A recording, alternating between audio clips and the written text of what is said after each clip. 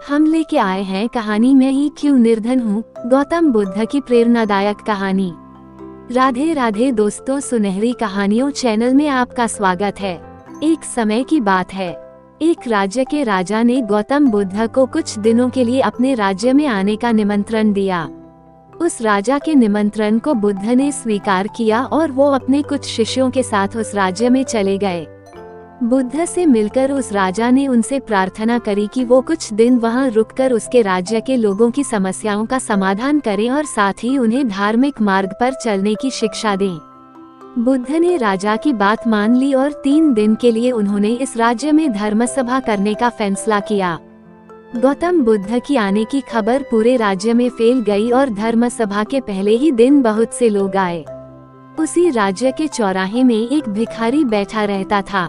उसे भी गौतम बुद्ध के आने की खबर थी, लेकिन वो सोचने लगा कि धर्मसभा में जाकर मुझे क्या मिलेगा, यहीं बैठा रहता हूँ।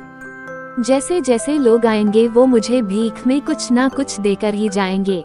पहले दिन बहुत लोग आए और इस भिखारी की अच्छी खासी कमाई हो गई। अगले दिन फिर वही सिलसिला चला। भीख मांगने के साथ साथ भिखारी ने ये भी देखा कि धर्मसभा में जाते वक्त लोग दुखी और उदास से होकर जा रहे हैं और उसे कुछ देकर भी नहीं जाते, लेकिन जब वो बुद्ध से मिलकर वापस आते हैं तो काफी खुश दिखते हैं और खुशी खुशी भीख भी देकर जाते हैं। यही सोचते सोचते दूसरा दिन भी निकल गया। तीसरे दिन बहुत कम लोग आए तो भिखारी परेशान हो गया। उसकी कमाई नहीं हुई। उसने सोचा कि बुद्ध सबकी समस्याओं का उपाय दे ही रहे तो क्यों ना मैं भी उनके पास जाऊं और अपनी इस निर्धनता को दूर करने का उपाय पूछूं। ऐसा सोचकर वो भी धर्म सभा में चला गया, लेकिन वहां लंबी लाइन लगी थी। बड़ी मुश्किल से उसका नंबर आया। बुद्ध के पास पहुंचकर उसने प्रणाम किया और बोला, भगवान, इस गांव में सभी लोग खुश हैं और सभी धन सुविधा से संपन्न है, फिर मैं ही निर्धन क्यों हूँ।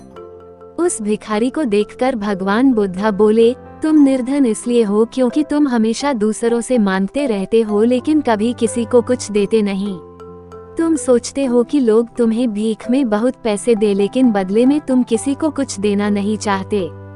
ऐसा सुनकर वो भिखारी बड़ी हैरानी से बोला, भगवान, मैं क्या लोगों को कुछ दूंगा, मेरा तो खुद का गुजारा भीख मांग कर चलता है। मेरे पास देने को है ही क्या। बुद्ध कुछ देर के लिए मौन हो गए और थोड़ा देर रुकने के बाद बोले, तुम बहुत मूर्ख हो। किसी को देने के लिए या दूसरों के साथ बांटने के लिए ऊपर वाले ने तुम्हें और हम सभी को बहुत कुछ दिया है।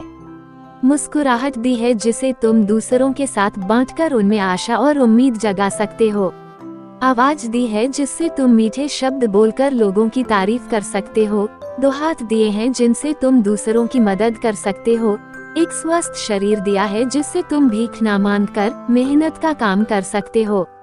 ऊपर वाले ने जिसको ये चीजें बिना किसी कमी के दी हैं, वो कभी निर्धन नहीं हो सकता।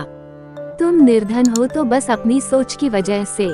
जैसे जैसे तुम इस सोच से बाहर निकलोगे, तुम खुद को दूसरों जितना ही अमीर समझने लगोगे और तुम्हारा जीवन भी सुधर जाएगा। दूसरों की खुशी देखकर उनसे अपनी तुलना मत करो। ऊपर वाले ने हर किसी को धनी बनाया है, बस जरूरत है तो अपनी सोच को सुधारने की। सीख जो हमें भगवान बुद्ध की प्रेरणादायक कहानी से मिलती है।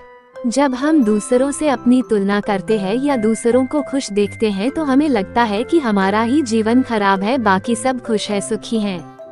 हम कभी अपने जीवन की अच्छी चीजों पर ध्यान नहीं देते। हम कभी ये नहीं सोचते कि भगवान ने हमें एक स्वस्थ शरीर दिया है जो कि सबसे मूल्यवान चीज है। आप भले कि कितने अमीर हों, अगर आपका शरीर काम का ना रहे तो वो पैसा भी किसी काम नहीं आता। और दूसरी तरफ अगर आप गरीब भी हैं लेकिन आपका शरीर एकदम स्वस्थ है तो आप अपने आप में एक अमीर व्यक्ति हैं। दोस्तों, आपको कैसी लगी ये कहानी हमें कमेंट करके बताइएगा। फिर मिलते हैं एक नई कड़ी के साथ।